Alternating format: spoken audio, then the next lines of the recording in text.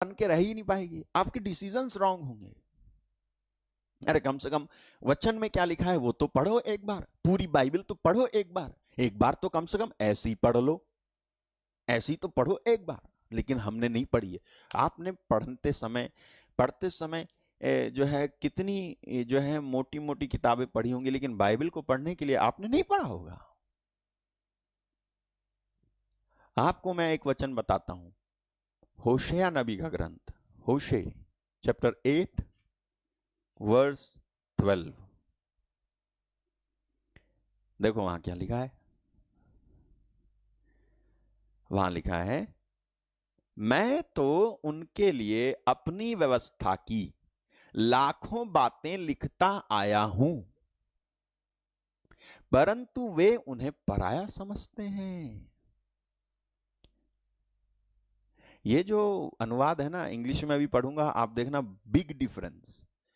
मैं तो उनके लिए अपनी व्यवस्था की लाखों बातें लिखता आया हूं, परंतु वे उन्हें पराया समझते हैं। आपको मालूम है इंग्लिश में क्या लिखा हुआ है? इंग्लिश में लिखा है कि I have written to him the great things of my law.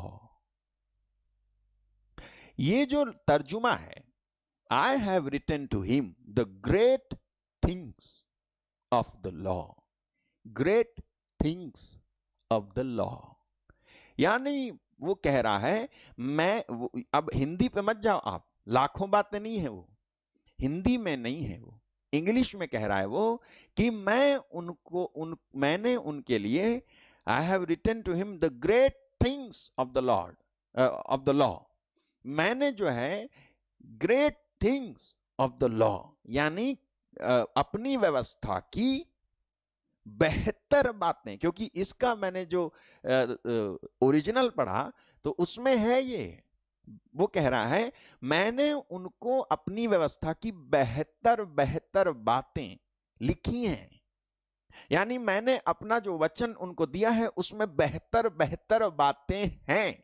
There is great things, there are great things hidden in his word, great things are hidden in the word. ऐसी महान महान चीजें और बातें और क्या कहूं, आशीषें, बरकतें, महान महान बरकतें उसके वचन में छिपी हुई हैं,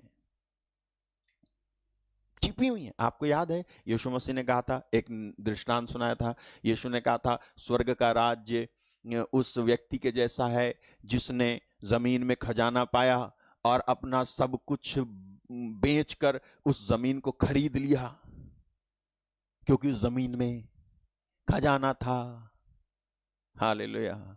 स्वर्ग का राज्य उस मनुष्य के जैसा है जिसने जमीन में खजाना पाया और अपना सब कुछ जाकर बेच के उस जमीन को खरीद लेता है। सब कुछ बेचने के बाद डर इसलिए नहीं रहा है क्योंकि इस बात का विश्वास है कि जमीन के अंदर खजाना गड़ा हुआ है।